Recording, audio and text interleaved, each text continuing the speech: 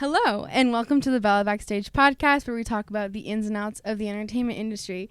Today, we have the lovely Cheyenne. Hello. I'm so excited to get into it. I'm from Hawaii, so I was kind of trying to figure out when I was a teenager, like, what the fuck I was trying to do. Mm-hmm. I'd, like, tried sports, and I was like, psych, not for me. Mm-hmm. And it was big in the era when Missy Elliott was doing her music videos, and Allison Stoner was in them, and she was, like, the little white girl, and I was like, that's the shit. So I started dancing when I was 12 and have not stopped. It's been a long time. And then I danced for a while, and then when I was 18, we did a production of Hairspray, which is a very dance forward musical, right? And our dance studio just got like tapped to be like, hey, we need a lot of like trained dancers for this. Can like your studio please try out? So we did.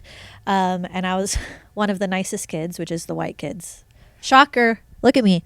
And there was a girl that gets pregnant and has to leave. And so the host is like, oh, how long are you going to be gone? And I got the line, and I was like, 9 months.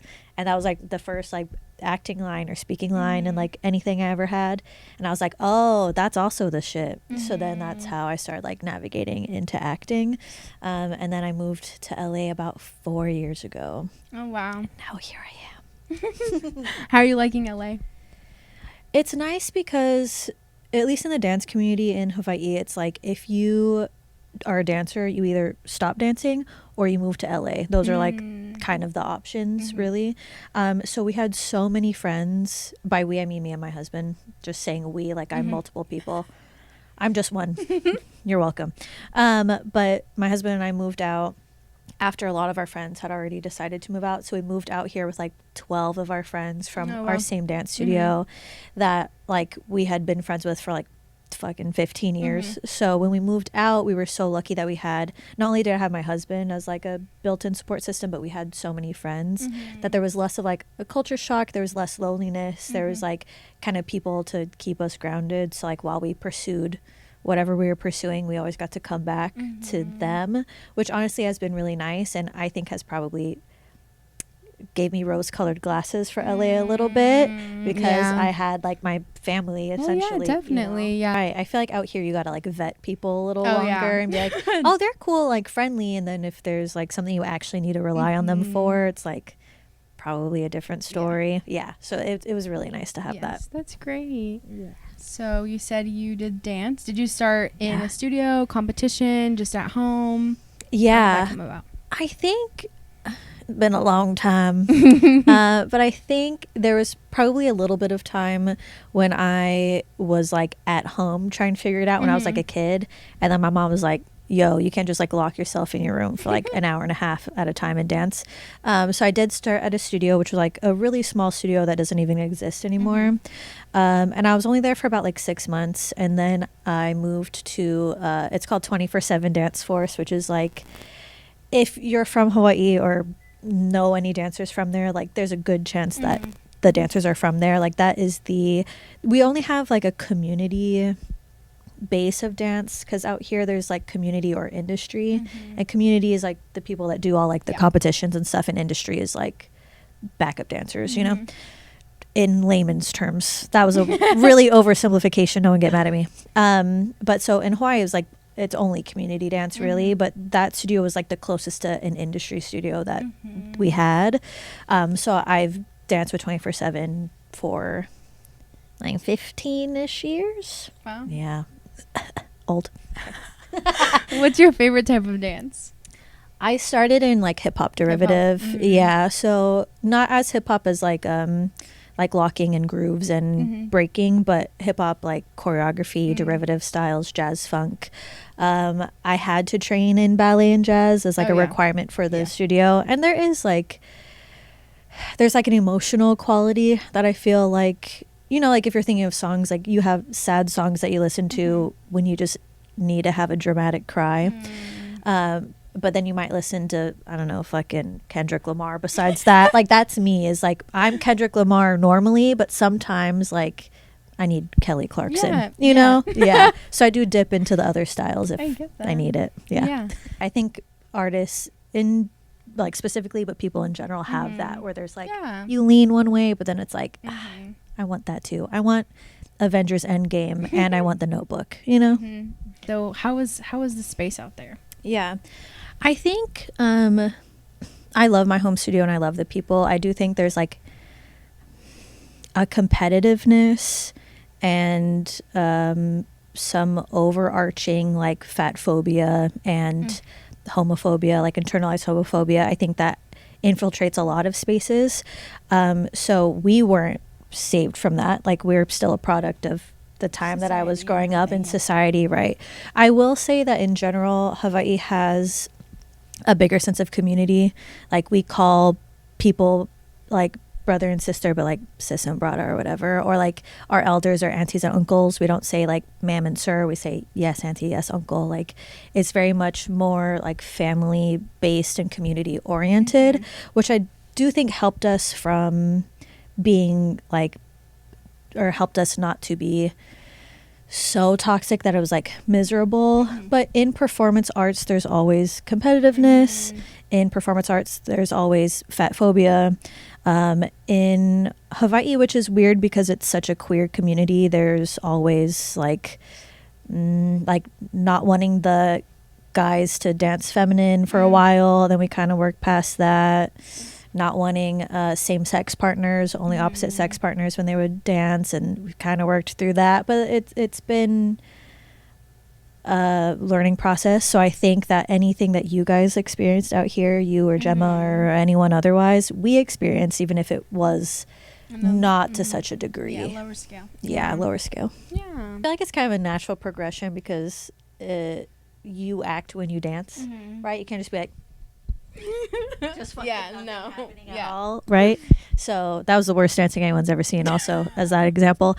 But yeah, like it feels like a progression to make. Do you feel like it's been like less because it's kind of independent in some ways, acting? Like, do you feel like it's less toxic, or you've had less of those experiences, or no?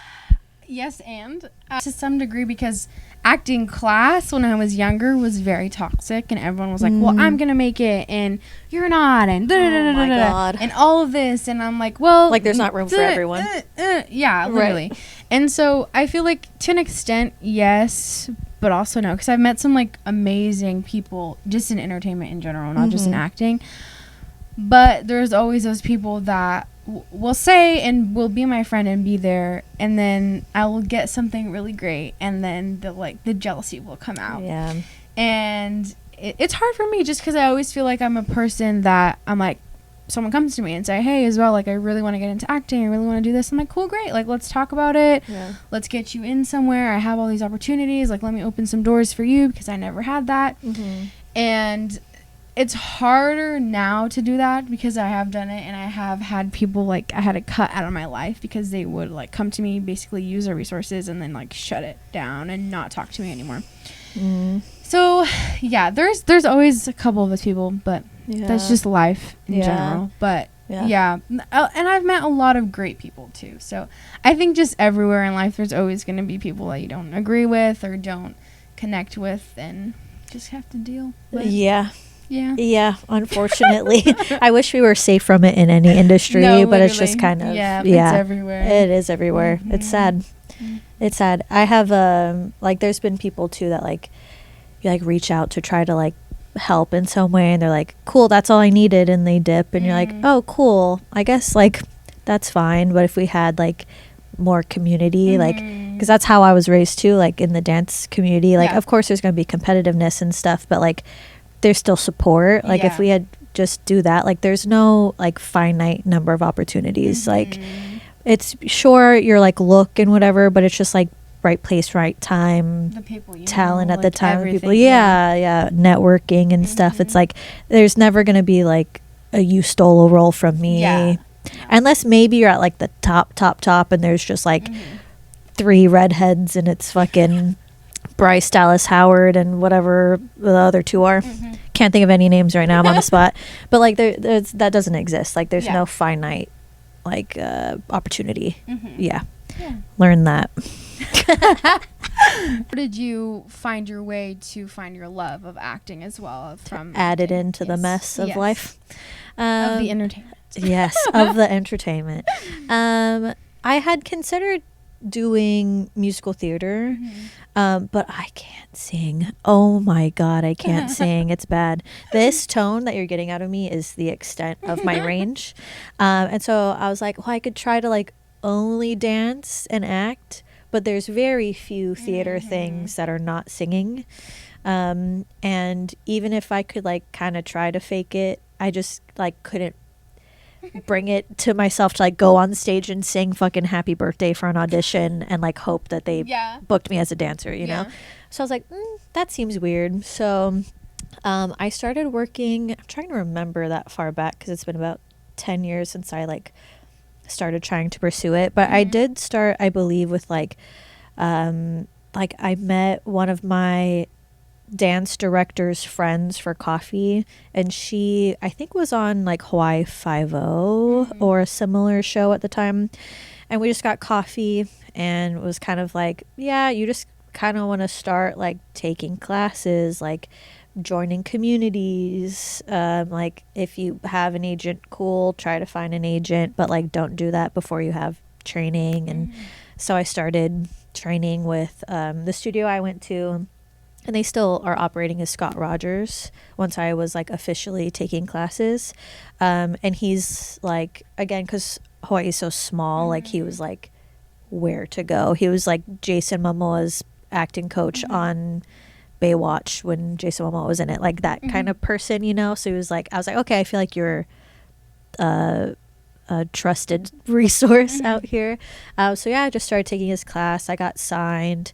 Never got auditions, got a different agent, never got auditions, got a different agent, right? Story of my life. Literally, it's the same. And I think that's why it's kind of hard to talk about like acting journey stuff, because I feel like with dancing, you join a studio, you fucking take all the classes, you do all the performances, you work your way up for better blocking, like that's kind of the thing.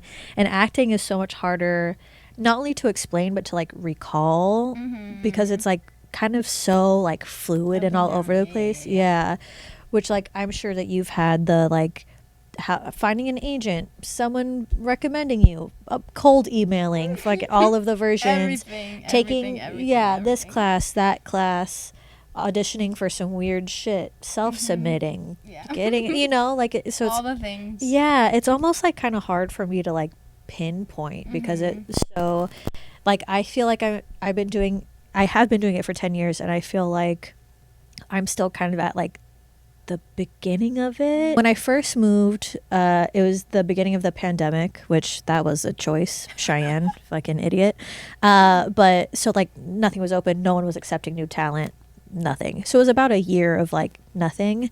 And then you have Actors Access. Yes. I did Talent Link, which is where like they blast your headshots out, and like people can reach out to you. So that's how I got a manager, and I was like sick because I'm tatted, and they were like, that's in now, and I was like, thank God. And so like I got a manager, he got me agents, like it kind of started from there. And then the first year that I worked, I booked 2 theatrical and 2 commercial, and I was like, hell yeah, I'm a working actor now. Haven't booked anything in 2 years, folks. Like it just went. But you're still a working actor. Like, true, hello. yeah. Still an actor, but I was just like, oh, okay. So it still feels kind of like I'm at the beginning of it because it's such a weird fucking. I get you. Going through everything is just weird because some days I feel like an imposter. And then other days they're like, no, like you have to own it. Like you are doing it, you're in it, you're doing it. Like it doesn't matter if this, doesn't matter if that. Like you're doing it. And it's hard because, you know, life gets in the way. You want to do other things. I have other things I want to pursue or do, and also have a part-time job in order to pay bills and be able to drive out to LA and do these things. And so it's hard. Yeah, it's hard to make time to train too. Like financially, acting classes are so fucking expensive, right? And like also time, and it's like when you work and like you have this, like I have Dance for Liberation, like all of these like kind of side I don't want to call them side to like belittle them, but just beyond other just passions. working to survive, Yeah. right? Beyond capitalism. That it's really hard to like Passion projects. projects. Yeah. Thank you. They're not on the side. But yeah, even to be like, oh, like I should go take a dance class and be like, I just worked for 8 hours. I'm like, oh my God. Me? Like, right? Like Yeah. I love dance, but it's like I'm like life and adulthood and existing is exhausting. It's a lot. Yeah. It is. And people always, they come to me and they're like, but you're an actor. But you have 2 part-time jobs, but you're an actor. Yeah. Okay. Right. Again, does acting pay like my way to everything? Pay my way through like all these bills I have? No. Like it's not realistic when you're just starting out. And I feel like that's a big like perception that people have about it. Right. Like if you're, I think there's like that failure trope, whatever, that anyone in the industry kind of has, where like if you do something in entertainment and you're either not doing it or you have to do something else to pay the bills, or you have to take a step away from whatever your entertainment passion is, that it's like a failure complex, which is not true. I have to tell myself that all the time. And it's so funny that we have that, because there isn't a second, I shouldn't say not a second, there's not a day in anyone's life where they're not consuming entertainment. Like, I don't want to call it content, that's so social media, but like, yeah, everyone is you're either listening to something, you're on a radio, you're listening to music, you're listening to podcasts, you're watching TV. Like, there's something that you're ingesting, like consuming, right, watching, that is everything from the entertainment industry. Like, can you imagine going like a fucking week without watching something? Yeah. No, we're all iPad kids. We're all giant iPad kids. So it's so weird to me that like they're not like the most valued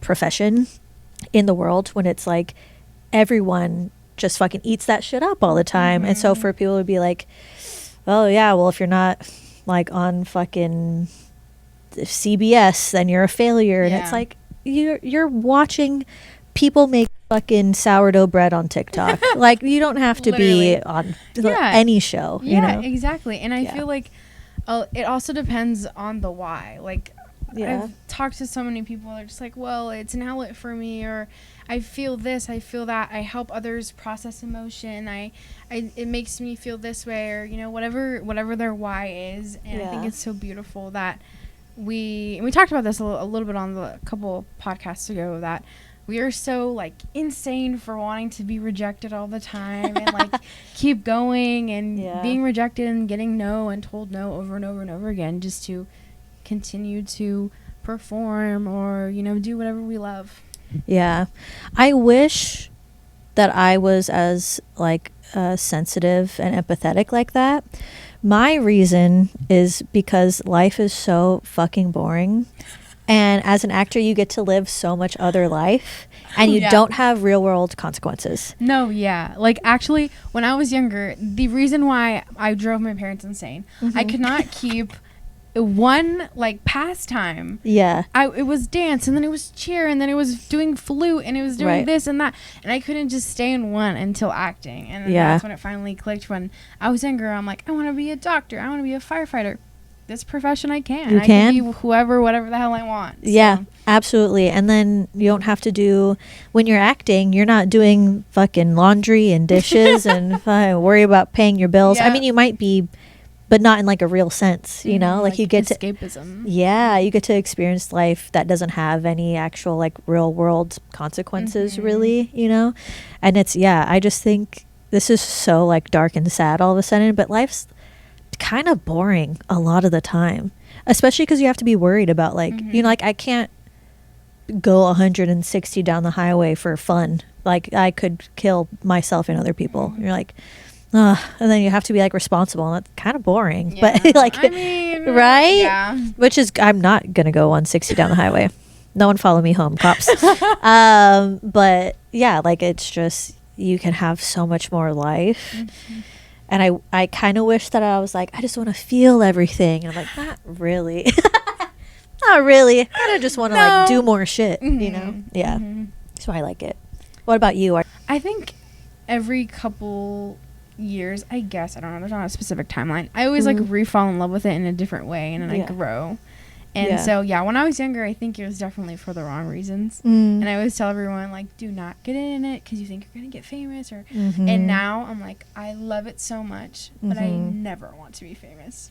Oh my god, never. Being famous is terrifying. Never. It is.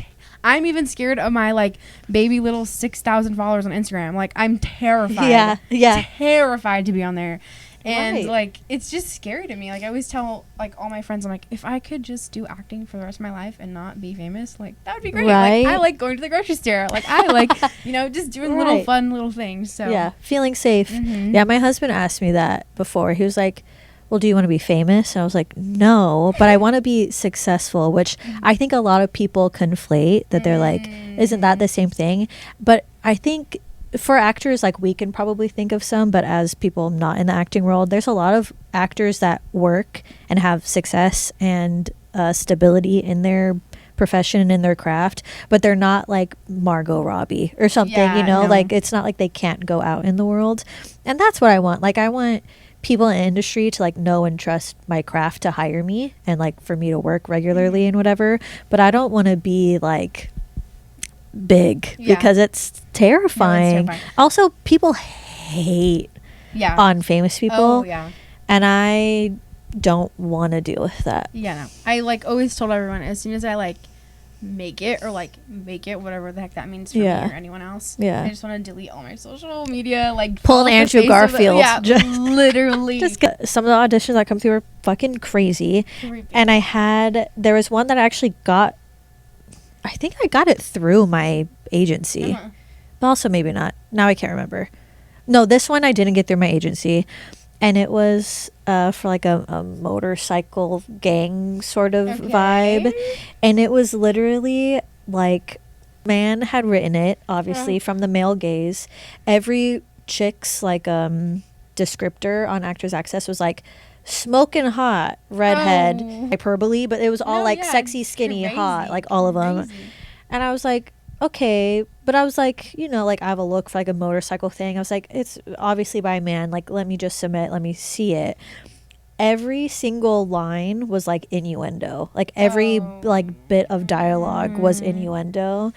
And I was like, I'm very like justice and like kind of like not turning a blind eye to like shit being problematic. And so, but I'm also not confrontational that much, unless it's for other people's sake. But so I was like, I have to like tell them. So I like wrote to them and I was like, hey, this is like really problematic and taking like 1,000 steps back on feminism. Like, if you're using hypersexualization of women to like make a point or as like a tool, then okay, but like, it's not doing anything to move the story forward. You're just sexualizing them to sexualize them because it's something that you want to see and be on the set for. And I was like, that's fucking crazy. And they never responded, even though they like had been, and I responded through like either Actors Access or like their personal like email that they had given out for communications. I was like, I know you've seen this. I know you've seen it. And then there was another audition that I did get through my agent, and I was looking through their videos, and it was one of those like viral YouTube skit things, not the same one we were talking about, but a different one. And the like first video I saw, the most recent one, and this was like 2 years ago, so it wasn't like not in current times. White bitch with box braids, and I said, hello, like, y'all don't know? And there was comments on it that were like, yo, like, this is like not okay, like that's, you should not be having her doing that. And they were just like ignoring it, and there was like a lot of comments, and I was like, nah. And I pointed that out too. I was like, y'all need to look at your comments, because it's like they're pointing out that this is appropriation and insensitive and a microaggression and whatever, and they were just like, nope, never responded. Again, same thing. I told them in an email, they never responded. Yeah, so it's like, that's hard to navigate too as you start acting. Yeah, and I'm sure people have not had the foresight and gotten on set with some crazy shit happening. Like, even when I was younger and my mom was driving me to these things, like, we got there and the filming location was in someone's house, and we filmed a little thing, I didn't get paid, and then I walked away. Yeah. Like, yeah, that sounds about, because it's in his bedroom with like a blanket over the window so it would be dark with one light. Like, they're just so weird. Because like everyone from Hawaii's mixed, right? And there's a lot of like Hawaiian, Asian mix, and they always get put up for like a Hispanic looking people, and they're like, we're not. I am indigenous, like Pacific Islander, and Asian. But it's like either, and that's like hard too, like I'm not one to say as a white bitch, but they either have to decide to like take this audition in a ethnicity that they're not, or to never get auditions. And then there's like fat phobia fucking everywhere you go. If you're not a size 2, then you're plus size all of a sudden. And it's like, I saw Nicola Coughlin from Bridgerton, I think is her name, and she was so like confused when she was like Bridgerton came out and she was like the plus size person. She's like, I'm a size 10. Like, how, like what? Even things like that, it's like, if you don't fit like so exactly into like these archetypes that the entertainment industry has decided is what people look like, then it's really fucking hard. My best friend is Japanese Okinawan, and she has like freckles, the biggest eyes you've fucking ever seen, like all this stupid shit about like how a certain race is supposed to look is bullshit. You have a passion project called Dance for Liberation. How is that? What is it? How's it going? What's all the things about that? So Dance for Liberation kind of just happened. It started at the beginning of this year, and it wasn't even called Dance for Liberation yet. I just noticed like a lack of anyone talking about anything that was happening in the world at all, but especially stuff that was happening in Palestine, in my community, in the dance community. No one cared that it was happening. And so I was like, well, like if I can kind of do this and like help introduce people to this issue, and then also like raise money for them, and maybe it'll prompt people to like care a little bit more or whatever, right? So I just planned like one fundraiser. We bought eSIMs that we sent through Connecting Humanity, and then I was kind of like, okay, cool, like maybe that like got people involved. And then I didn't do anything for like 6 months, and then I was like, they still need help. People still aren't talking about this. People still aren't getting involved. Like I had been going to protest, I've been like doing like art builds, and I'm like never seeing anyone that I know post about it. I was like, okay, so we gotta keep trying. So then I organized another fundraiser that we donated through Operation Olive Branch directly to Palestinian families on GoFundMe. And then I was like, well, more places need help than just Palestine. So it just like kind of, the world is so messed up. Yeah, the world is fucked. And so I started like I wanted to plan something bigger, which is what we did last month in September when we did for Hawaii, Sudan, Congo, and Palestine. And it was like every Friday that month. And I was like, well, because we are going to have 4, I kind of need to like maybe have its own Instagram so it was easier to keep track of. And so that's how I kind of just was like, okay, I need to like name this something. I need to make an Instagram, like whatever. And just kind of settled on that because we were calling it like Dance for Gaza, Dance for Palestine, Dance for Congo. So it just made sense to call it Dance for something. I just picked Liberation, even though it feels like a little pretentious of me. But it just made the most sense, you know? And then I like keep getting kind of like hit up or prompted by people to keep organizing things. And so that's when I was like, okay, I guess it's not just the name of an Instagram. It's actually like the name of something that I'm doing now. But I really wanted to do it like also not just to get people to talk about it, but like I feel like activism is kind of out of reach. Like if I were to sit here with my knowledge of crypto and you're like, I know everything about crypto, let me tell you, I'd just be like, I feel really overwhelmed. That's a lot to learn. Like I'm out, which is a bad example because I don't give a fuck about crypto. But like, I feel like from where someone is starting to where they need to be activism wise is such a big jump that it doesn't feel accessible. And so with Dance for Liberation, what I'm doing effectively is just like spoon feeding one issue at a time at its like base level. You know, I'm not getting into history or laws or anything. It's just like, this is something that human rights organizations are talking about are a problem. We trust human rights organizations. So here's this thing. Here's what we can do. And I'm not asking them to do anything different. We're already taking dance classes. Just take this one. Yeah. Like it's not.